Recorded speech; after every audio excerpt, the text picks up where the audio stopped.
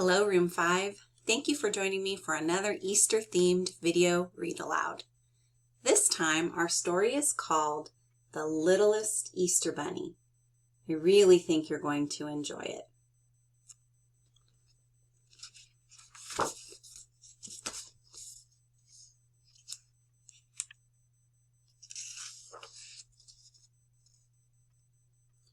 Penny was a bunny.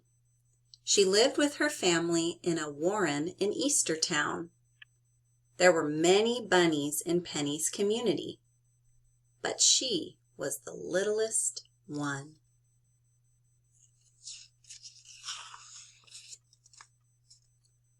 It was springtime, and Penny was excited. This year she would get to help the town prepare for Easter.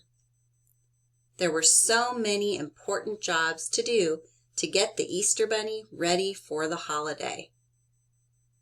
Penny just had to find the right one.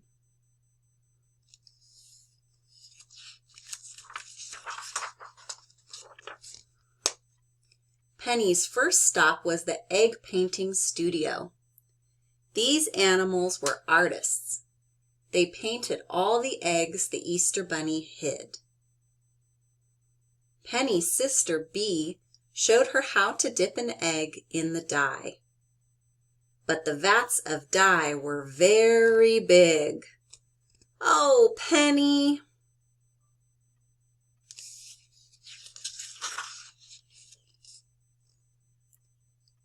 Penny's next stop was her brother's sweet shop. Baxter made the biggest, most delicious marshmallow chicks and chocolate bunnies in the whole town.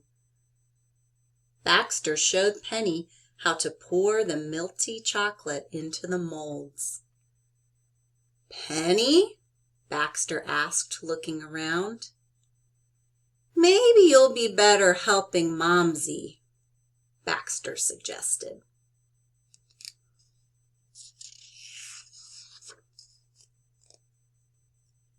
Penny hopped to her mother's basket weaving workshop. The Easter Bunny needs a lot of baskets for his deliveries. Weaving was more complicated than it looked. Penny got dizzy and spun in a circle. Then, crash!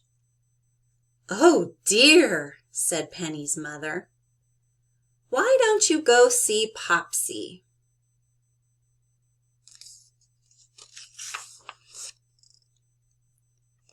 Penny's father supervised the crew who filled the Easter baskets with treats.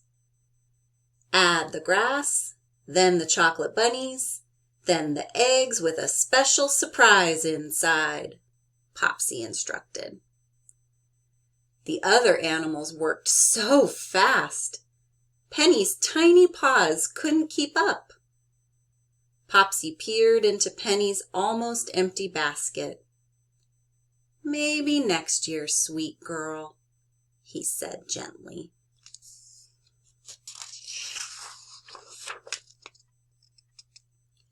Penny hopped outside, but it wasn't a happy, snappy springtime hop.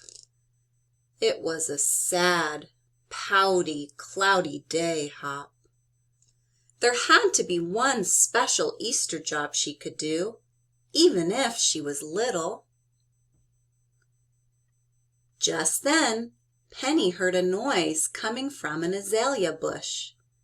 She peeked inside to find Peck the chick, and he was little, just like Penny.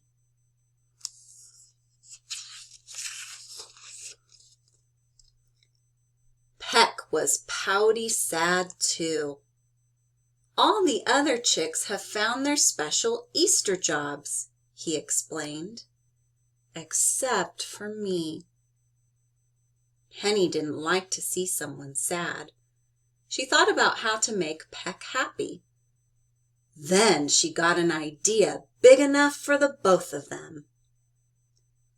With a little help from Penny's family, Penny and Peck started making their own Easter baskets filled with treats.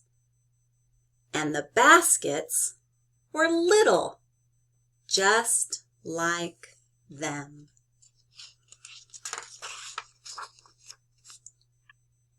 Easter Day was almost here. The whole town was bustling about, helping prepare the Easter Bunny for the big morning. Suddenly, Bee and Baxter hopped past. "The Easter Bunny's egg hiders caught spring fever. They can't go with him." Penny and Peck looked at each other. "We can do it," Penny cried. "You're too little," Baxter said. "The Easter Bunny needs little helpers," Penny argued. "We can find the best hiding spots."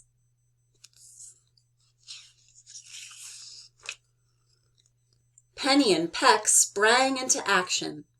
They took their mini baskets to the Easter Bunny's office. They told him all the reasons why they were the perfect egg hiders and showed him the tiny treasures they'd made for kids who were little, just like them. The Easter Bunny listened quietly. Finally, he cleared his throat and said, "I think you might be right."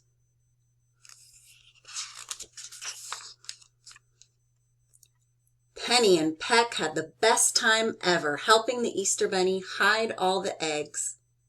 They found new and clever hiding spots, and their mini Easter baskets were perfect for the littlest kids to find.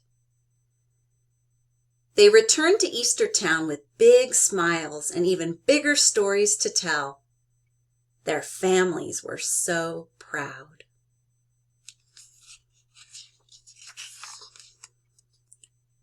It turned out that Penny and Peck were not too little to have important jobs on Easter. But more than that, they were not too little to make a friend. Because sometimes the most special things are also the littlest. I hope you enjoyed that story of The Littlest Easter Bunny by Room 5.